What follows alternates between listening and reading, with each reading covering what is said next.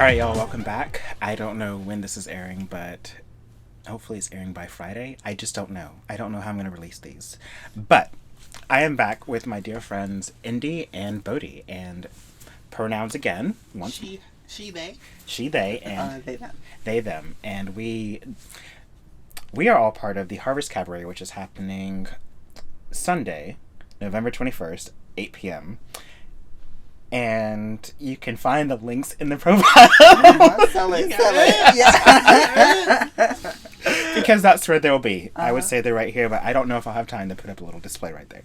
But anyways, we're having a wonderful conversation. If you have not watched the previous 2 episodes, then you should. But we're going to continue the conversation. And we have decided to spin the wheel, so to speak, to art, spirituality, and family. How are we going to make this a topic? But let's dive into it.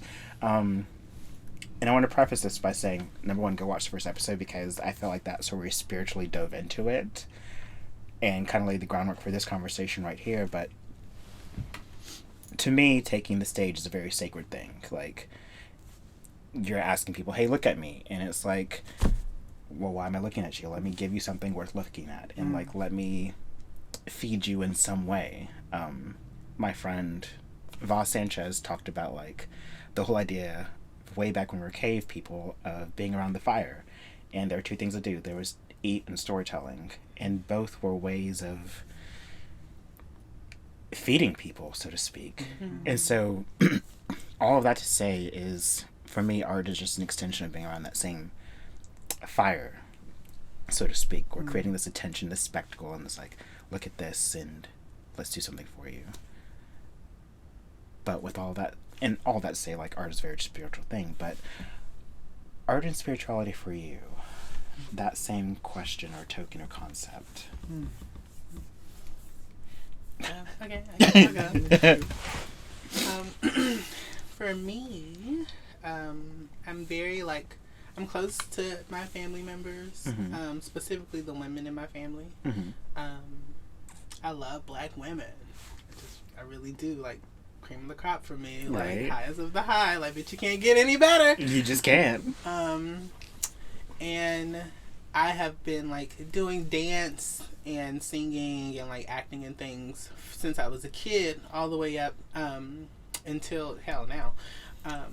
But a lot of that happened in church, and, like, church being, like, this really important pinnacle moment for all of us. My mom wasn't necessarily raised in the church. They would go to a church service, like, on the holidays, stuff like a Easter Sunday, or you going for Christmas, maybe Thanksgiving, blah blah blah.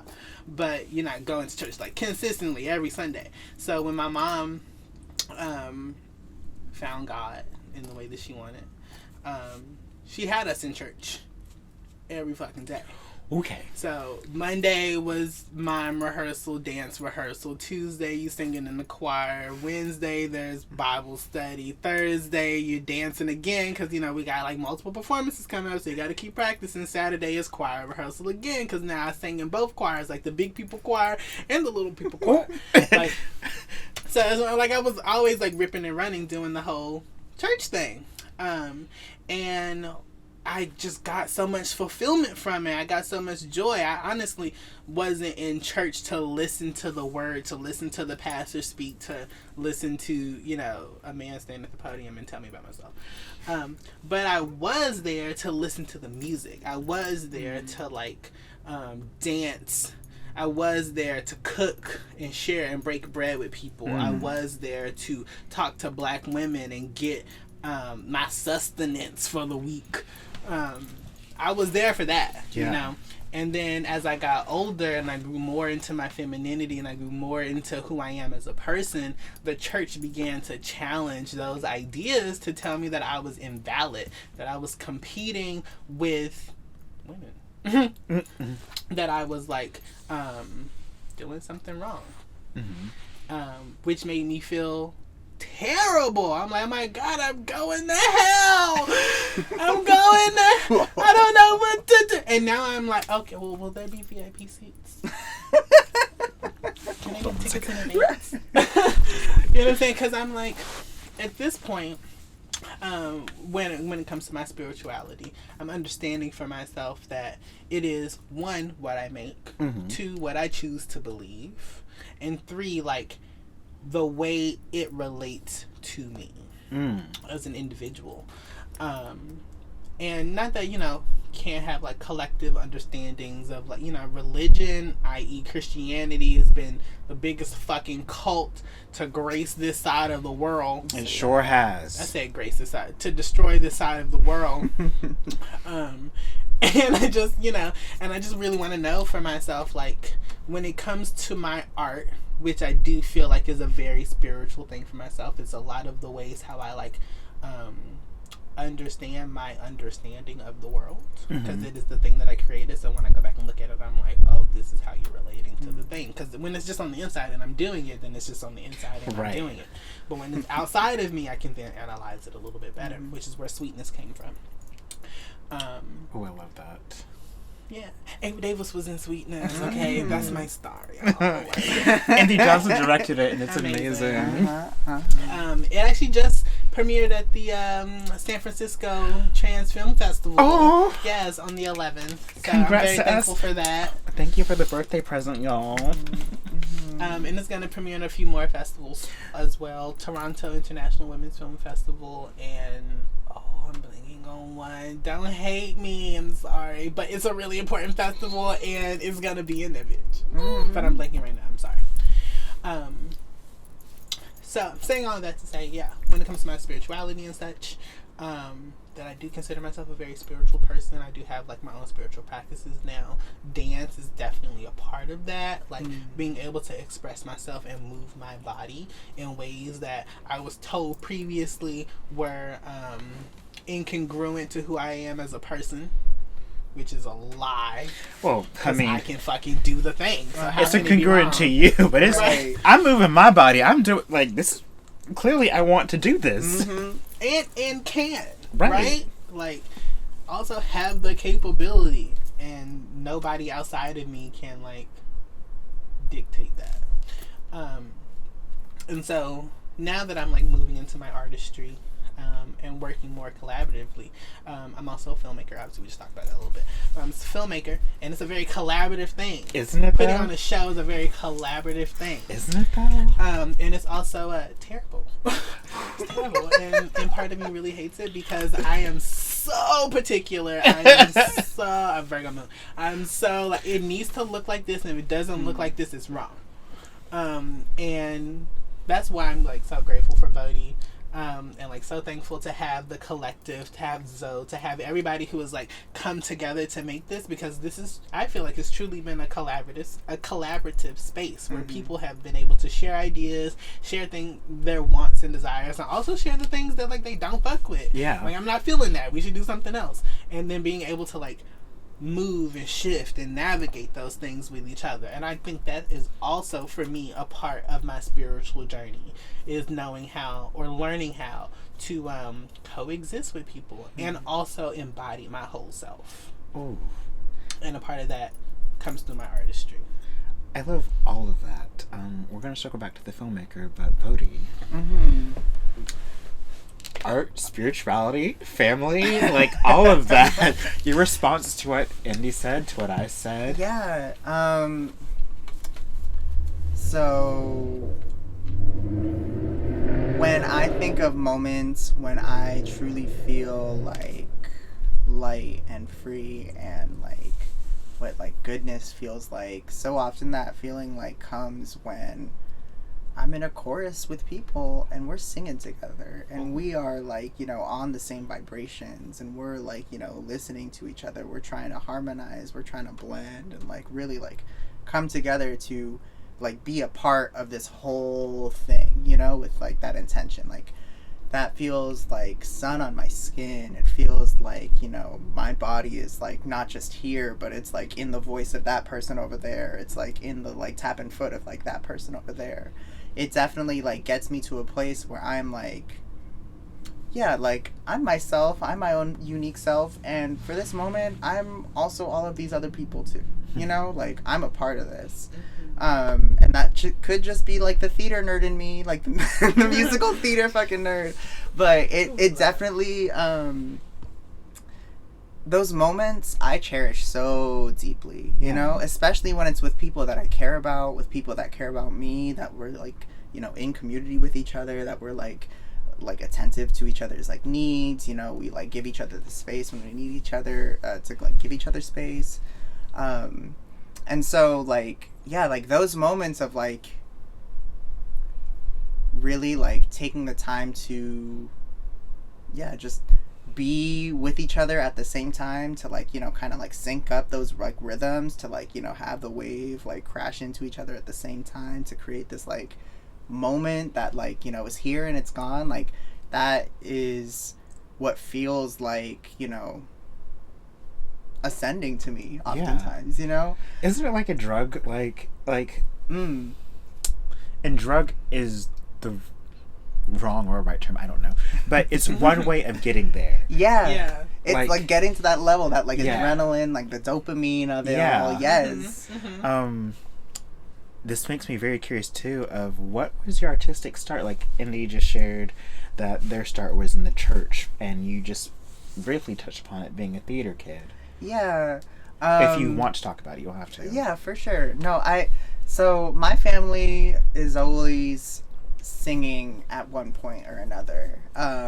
Like I grew up with my grandma like tending to plants in the garden, singing to them, you know, like singing along, like not just for herself but like for the life that she's like, you know, nurturing and cultivating as well. And you know, we also sing like in karaoke for like, you know, to pass the time. We sing just to like feel some emotion. Like it's something to tap into, like that isn't just like, you know, the like there's something else there, you know what I mean? Hard to like place it into like actual words, but like there's something else there.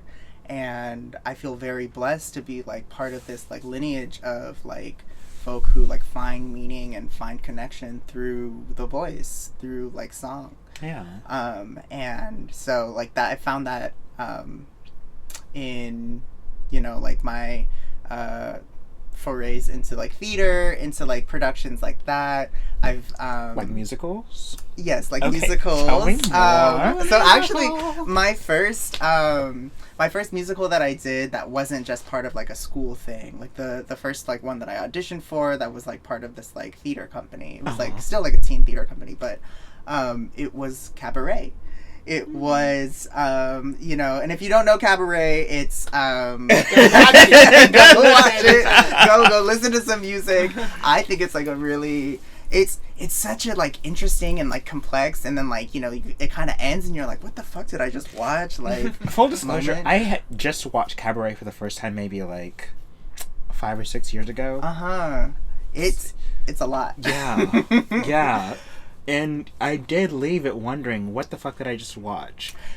And so, like, coming to it as, like, a 15-year-old, like, it was, like, such a, I don't know, it was, like, one of those moments where I was like, damn, yeah, this is everything to me. This is, like, all that, like, I, like, love to do, and, like, all that I, like, want to keep aspiring towards.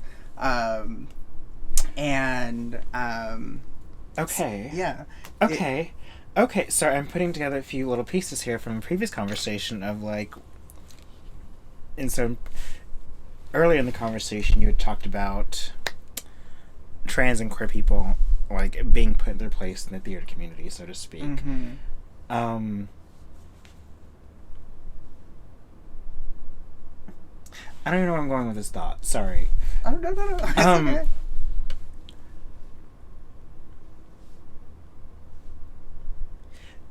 And it's kind of not so much a question, but just like... So when you're auditioning for parts, or when you used to audition for parts, do you feel like you were able to, number one, go for the parts that you wanted to, but number two, tell the stories that you wanted to tell?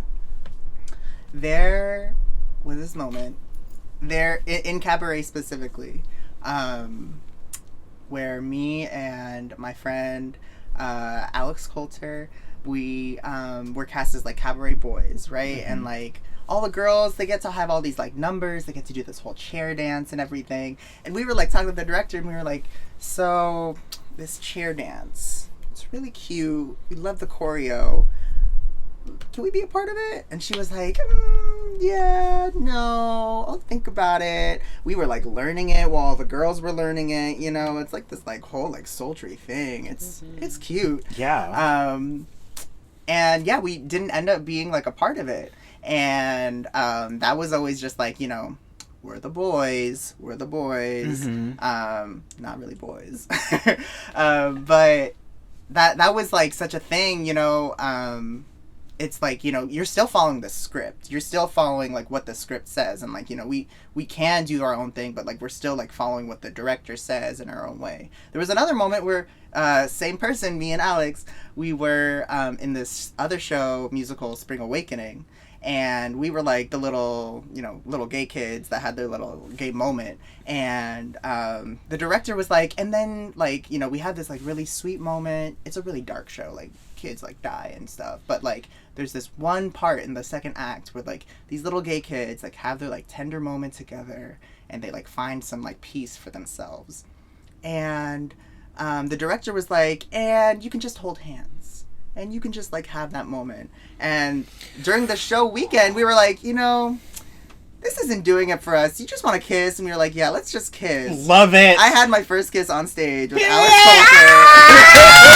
They were screaming! Gagging the parents, gagging the director. Oh, like, yes! we're just gonna do this shit. Fuck shit up. Right. Because this is the moment, you know, we're having, and as queer kids ourselves, you know, we wanted to like have that moment. We wanted to have It's that real. moment. Right. We're not acting, bitch. Right, like, it's like if we're telling stories and we're trying to affect, like, feeling in the moment, the artistry, and then also affect the audience, what is more powerful than having a real moment between, you wrote these two characters as queer people, and like, oh my god, you got queer people in these roles, and now they're experiencing a genuine moment. Yes. And Alex Coulter had some Cheez-Its during intermission, so the first kiss tastes like Cheez-Its. But to the audience, they never knew that. It was like this beautiful time. It was a wonderful thing, and like, not to say the kiss was bad or anything, but it was just like always something like these like moments that like stick in my head are also these moments of like subversion. Yes. Even in places where I like feel like I should belong. You know what I mean? Like even in places where I feel like you right, belong here. This is where you should be, but it's like, well, if I'm doing this and it feels so powerful, then do I really belong? Yeah. If these like subversive moments like are showing me like, oh, this is like how I feel like in myself, like maybe this whole space isn't totally for me. Maybe let me get what I can from this experience. Let me like, you know, not like throw it all away, but at the same time, let me know that like what is for me like is something different than I've ever seen before. Is something that I'm gonna have to like cultivate and grow into myself, which is where I feel like I'm at with my artistry. You know, like I'm very much like at a place where I feel like I've done a lot of things for a lot of people. I've done a lot of things for like groups of people, you know, to keep them together. But I'm almost like, is this really like still nourishing myself? You know, and so that's where I'm like coming back to in my artistry is like, how can I through my art make sense to myself first and foremost? How can I use my art as like a way to understand all of the, you know, years and generations of trauma and like joy and all of that like hodgepodge in there, and like come out of it, like what you were saying, like have it be like something that I can use to reflect and like process myself. And if other people like what they see, like good on them, but I'm not doing it for anybody else. I'm doing it for me. I'm doing it to find out what the hell is going on in this thing. You know? It so much. And at the same time, it's like, isn't that what art is? It's like, you're taking something that's very powerful for you. Like, when you think of musicians on stage, I don't know if you'll watch this or not, because it's very cis and white, but Adele last night, when she was singing, I noticed she would close her eyes, and it's like, doing it just for her. And after the first verse or so, she would open it up, like, letting the audience back in.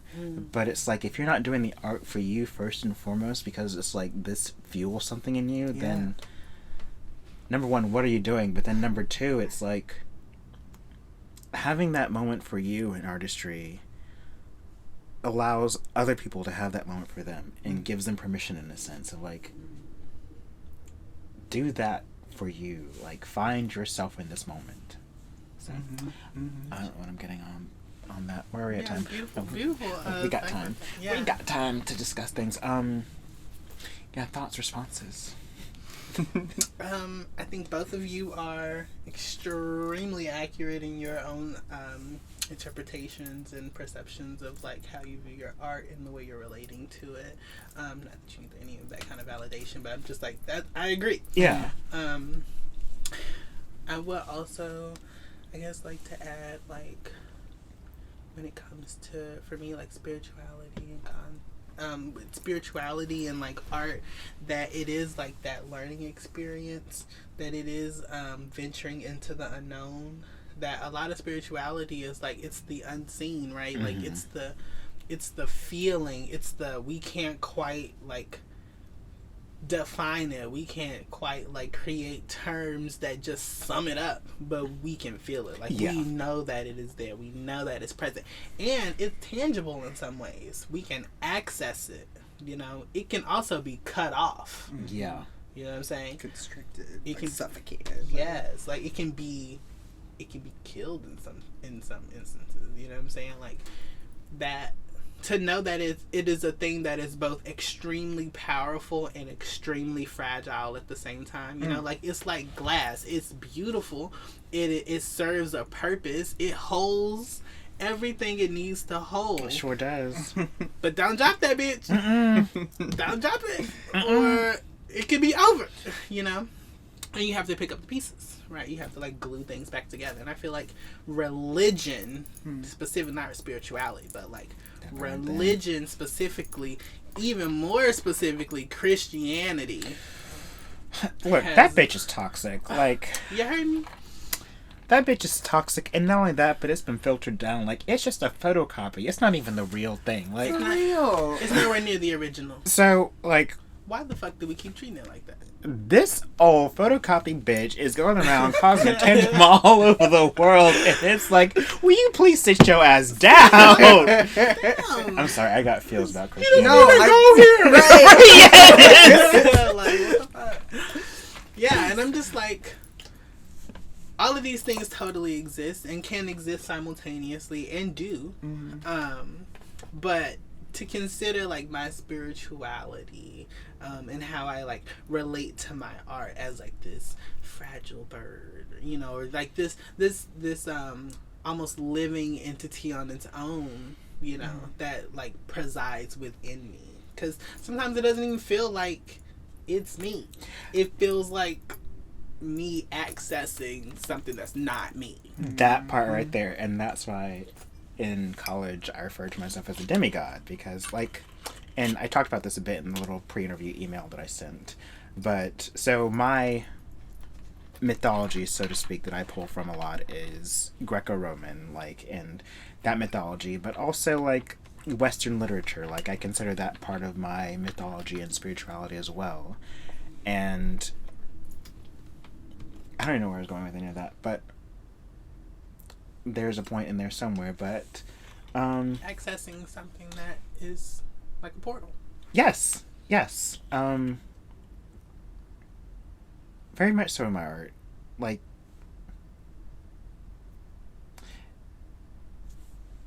I'm going to ask y'all to talk about your mythologies that y'all draw from, while I ponder this and having a whole self-exploratory moment right here in myself. Transformation in real time. Real time, as we're just doing things.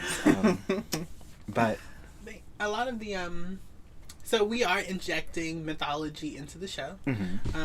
It's coming at the, I'm gonna say, inspiration, from multiple mythologies from around the world, and then there are a few that we're like really giving some like attention to. So I'm just gonna list them off for you. So there's Oya, who is a Yoruban warrior goddess, also controls the weather, also known to have a short temperament. It's not really a short temperament. Temperament is more like, don't start none, won't be none. Don't come at me on no bullshit, and you won't receive any bullshit. And as a Scorpio, like, I feel that completely. Like, that is just my entire motto. Like, if you don't start no shit, there won't be no shit. So, period. And it's just like that. And also, she's just also known as like one of the only women Orishas, or like female Orishas, that will also join battle. So she'll be right there on the front lines, ready to slice the bitch throat open, because we fight for ours. Let's back it up a little bit. What are Orishas? Orishas are Yoruban gods or goddesses that were once considered human at one extent, and then when they transitioned over into the other life, did or possessed something that was so special, that was so unique, that they were kind of showed favor via God Olodumare, sorry, and we're kind of like incarnated as like a helper, one to assist those who are sometimes traveling from one side to the other, but also just humans in our daily life, and another way to access higher power, another way to access things beyond our earthly human realm. So you would essentially go to an Orisha or pray to an Orisha and give offerings, because you don't come empty-handed, bitch. Don't be asking for something and ain't got nothing to give. That's just tacky. Even if it is a thank you, though, you know what I'm saying? Right? Yeah. Like, because some bitches they just really aren't are so entitled, that they don't know how to say fucking thank you, because didn't have to do what happened. Like, it wasn't necessary for you to get what you got. You should be grateful that it happened the way that it happened. You should be thank you people, like, right. And that's a really big thing I feel like I'm understanding with my own spiritual practice, especially like invoking powers beyond myself, especially into the Orishas, to like really show them respect, to really like honor them. And one of the ways you do that is by offering things to them that they like. And so, because they're gonna give you shit that you like, right? So why don't you give them shit that they like? It's just Christmas anytime. It's like, I'm gonna give you something you like, you give me something I like be part of that exchange, right? Yeah, I don't want to bring Christmas into this, because that's really weird. And that's exactly like, it's an exchange. Yeah. You know what I'm saying? Like, not a transaction. Transaction implies for me that like something is getting. Something is being taken, not always something is being given. Right. But it is an exchange of energies. It is an exchange of like beneficial aura. to both. Yes, both parties. And it also goes back to like also ancestor worship, which I've gotten a lot more into, and like really honoring those who came before me, whether that is like blood relatives who have passed on, friends who have passed on, or people, sometimes movement leaders, or folks that I just don't even know that I actually share some commonalities with, i.e. black trans women who have been murdered. I want y'all to sit in that. And like really honoring their spirits. We will also honor them at the show as well. And we just happen to be happening on T-Door. So, amazing. Was that intentional? It was not intentional in the sense that I was like, it has to happen on the 21st because of T-Door. It was intentional that I felt in my bones there was something about the 21st that is... She liked the numbers behind it. I love the numbers. Okay. Oh, I do love a good 21st, because like, and then it boils down to 3, and look, 3's my number. Like 6 is mine. Oh, that makes okay. You see what I'm saying? I've been dealing with a lot of 6s, a lot of 3s, a lot of 9s. We actually pulled the 9 of Pentacles when we were Ooh, okay. All right. It was a whole thing. Ancestor worship, like, just like, I feel like since my uncle died in 95 from HIV/AIDS, and ever since then, like, I've just, I don't know if prayed or called out to is the right word, but just like asked for guidance, especially in my lower moments, especially when I identified as gay way back when, because he was also a gay black male. I was like, if you were just alive and if I could just talk to you, like, things could be different. Maybe they'd be the same, but they could be different, and at least I know that I wasn't so alone. So I feel like I've practiced that for a long time, but tell me what that means for you. I think that what that means for me is I've actually had a lot of friends who have passed young, like early 20s. Okay. Which has also made me like afraid of my own mortality. Especially, you know, I'm turning 26 in a few days tomorrow. I've said a few days tomorrow. A few days tomorrow. What's time? No, for We're real. demigods. Especially since the pandemic. Right? What is time? I don't get it. But to like really honor them, to know that like when they were here, they passed on like certain attributes or knowledge or like feelings to me that like held me, gave me comfort, gave me understanding in whatever ways. And that when they have like passed on to the next life, that they, you know, because that energy hasn't just, you know, it didn't just go poof. Right. You know what I'm saying? I was energy before I came into this world and be energy when I leave this fucking world. To know that since it's still around, since I still technically have access, since I know that, you know, my people still looking out for me, because, y'all, it'd be magic. It's fucking magic. It's magic. And then I still have, like, access to them. I want to also show my appreciations. And, yeah, to just, like, know that, like, through prayer, through meditation for me, through dance, which is kind of a type of meditation for me, and also through random people that just come up to me and start saying shit that I had questions about this thing a long time ago, and this random person who I had never seen in my life will come up to me and be like, oh, this. Okay, got it. All right, bye. And I'm like, did that fucking happen? Like, what? You know? And I have to understand for myself, like, yes, because like the energy is always around, you know? And when I ask for things, asking you shall receive. That's why I say be careful what you ask for. There's power in the tongue. You know, you speak life and death. Like, literally have the power to control, you know, words have killed people. Many. And a lack of, you know, words has also killed people. Many. And so to understand that, like, because our lives are so fragile, and that one day, even if I don't want to be, I'm going to be somebody's ancestor. You know what I'm saying? I am already somebody's ancestor. But isn't that also, there's power in that too, of like, and it's just this beautiful power of like, energy never dies. It doesn't die. Yeah, and really understanding that for ourselves and invoking those people and showing our appreciation. Yeah. Because they're always around and they help us make a show. They sure do. Watch over us. Bodhi, you want to add into that? Yeah. Spirituality or mythology that you pull from, or your practices? I really respect the resilient women in my family.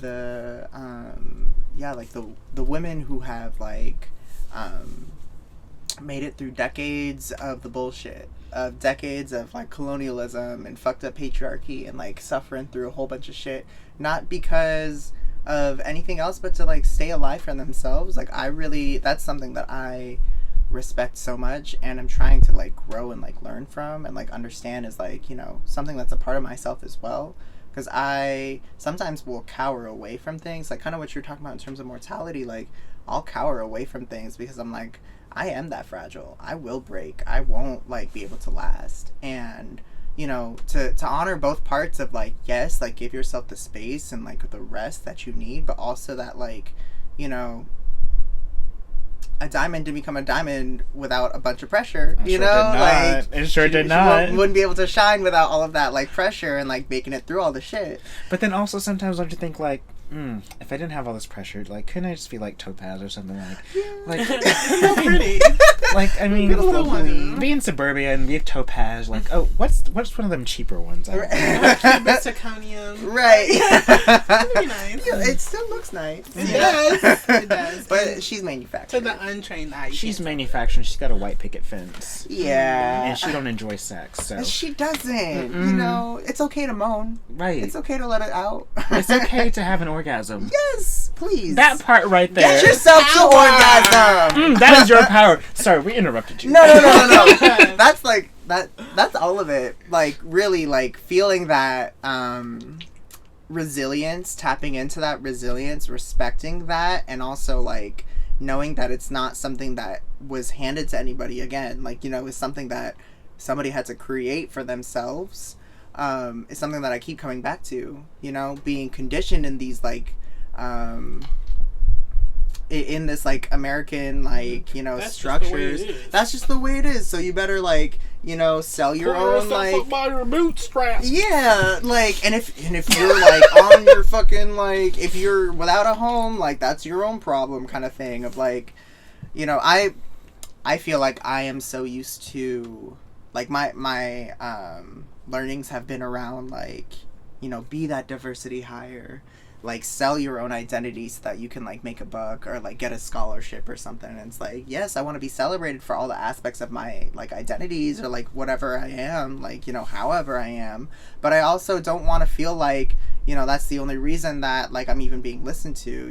Like I feel like I deserve to be heard. I deserve respect just because I'm another person. Yeah, you know what I mean? here. I'm here. Like I can take a space, like you've been saying, like and that I don't have to like filter that or like put it through any other like lens like for the understanding of somebody else.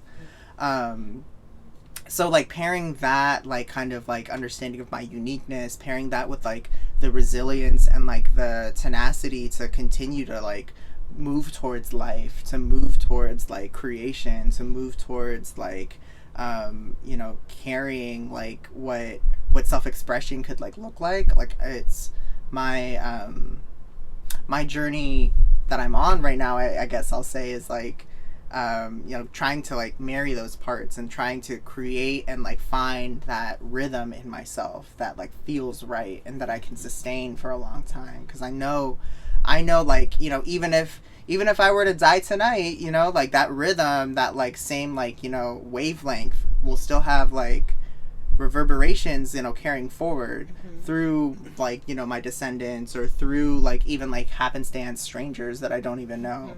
Like that belief that like what I'm doing here is for a purpose. It's like with intention. It's for a reason. Yeah. I think everything is for a reason and for an intention. Like sometimes I get blown away by even the most mundane things, like for instance this cap on this bottle, like and the journey that it took just to create that, and the knowledge that it took is just like it's compounded right, just to make this stupid little cap on this thing. But it's not stupid, like it's necessary, right? The water would spill out, right? Exactly. And then I would not have drank all that. Hydration scheme.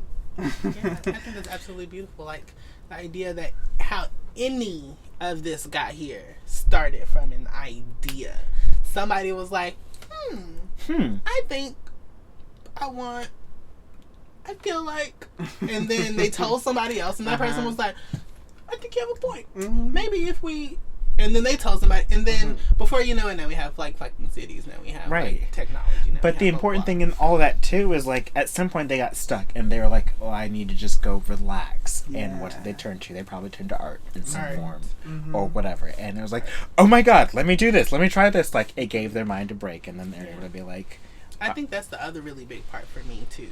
It's like we were organizing like prior to when we had ever decided that we wanted to like build some kind of artistic home for ourselves, and it was a lot. It's draining. It'd be the interfacing, the talking about the really tough subjects, the having the hard conversations, the protesting, the trying to get people who have zero motherfucking like desire to reconstruct the bullshit that they helped create is exhausting. And how do we replenish ourselves?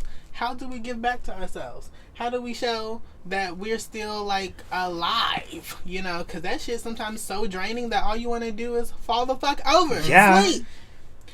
And so we would have hot and liddies after we had hot and ready. Oh, tell me more about this. So hot and liddy was after we had our meeting, strategy meetings for the for all of our organizing and such. We would come back to just refresh organizing for. We were prison and police abolition. Okay. Through a nonprofit lens, but that's what we were doing. We said fuck the police. We said we need these prisons gone, and we were trying to organize around that. And when did this start? I came to it around 2019. Okay. Oh, okay. So this was way before it became really in vogue in Atlanta last year, where it was like, oh, let's abolish or at least that's when it crossed a lot of people's radar. Yeah. This was been going on. But you were saying... Yeah, that, like, it was just a lot in those moments to hold. And the way we would kind of, like, revitalize ourselves after would be go get drunk, like hang out with your friends, yes, like, talk some shit, like listen to music, like, share art, share stories, have conversations that have nothing to do, but they have everything to do actually, but that we think in theory that when it's happening have nothing to do with the thing that we're like trying to avoid in the moment.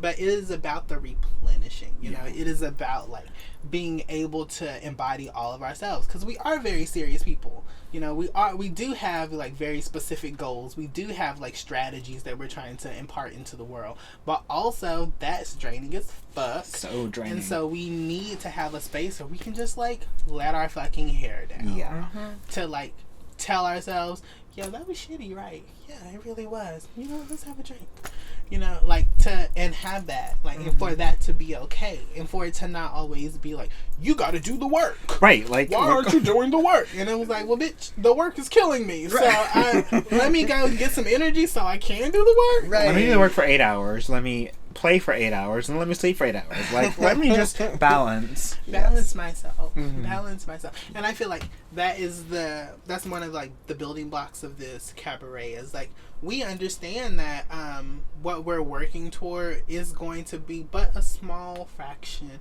of the larger picture, you know, and in that larger picture, part of that is still doing the work, but because we're like cultivating a space that will allow us to revive, you know, because as you were saying earlier, like there is something about being on the stage, there's something about feeling your body in certain ways that is energizing, it is replenishing, and so to like really go full force with that idea, so that it is possible for us to go back into quote unquote the real world and enact all the things that, you know, we've been working on and such, and like do the protests, do the work, you know, create the systems, or break down said systems, and just really like embody those things for ourselves. But we have to have a space in order to like be okay when it's all said and done. And I think that like art and like community and food specifically, like breaking bread with people, it's just one of those ways that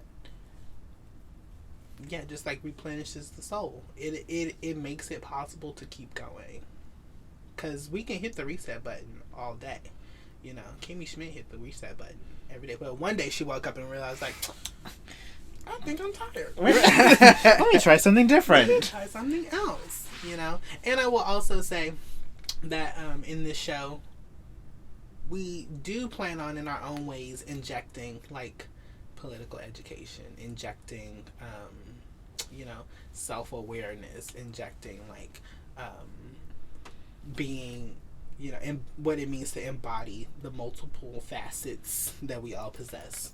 Like that's also the same, you know, I mean, it is also like valid in the same way. Look, I prescribe so strongly to the spoonful of sugar theory, where it's like, I'm gonna educate y'all, but I'm gonna entertain y'all, but y'all gonna get educated. But you know what? Here come the vegetables. Yeah. Open it. Right. Yeah, it's coated in caramel. It tastes good, right? Yum. He said, was that broccoli? It sure was not. Your fiber. Yum. I decided to let the segment run along because we're just gonna break it in half. But number one, thank y'all so much for coming on. I don't want to keep y'all too much because it's already 8:00. Not that I have anything to do, but I also don't want to hold y'all. And any last words? Okay, you're not dying. I don't know. I say that with every interview, and it's like, but you're not dying. Right. Why do I keep saying that? That wasn't really my last words. That bitch. No. I like Voltaire's, where someone was like, would you like to repent on your deathbed? And his last words was like, now is not the time to be making new enemies. And I'm like, Voltaire, you bitch. That's what I'm going to say if someone comes to my deathbed. It's like, hey, you want to convert? And it's like, Nope, I'm going to hell. I know exactly what I've been doing, and now it doesn't make new enemies. Because, they will really show up and be like, okay, do you want to... No, they really will. But no, thank you so much for coming on. Yes. Oh, last words, though, right? Yeah, no, please. You don't have any? Loki, I have to use the bathroom. Okay. So you're ready for this to end. My bladder's knocking on the door. We have been drinking a lot, haven't we? The liquid. That's empty. Okay, cool. What we'll do is we'll take a break and we'll come back for last words. How about that? Yes, Because there's please. also a game I want to play before we wrap up. Okay. It's just an on-air game.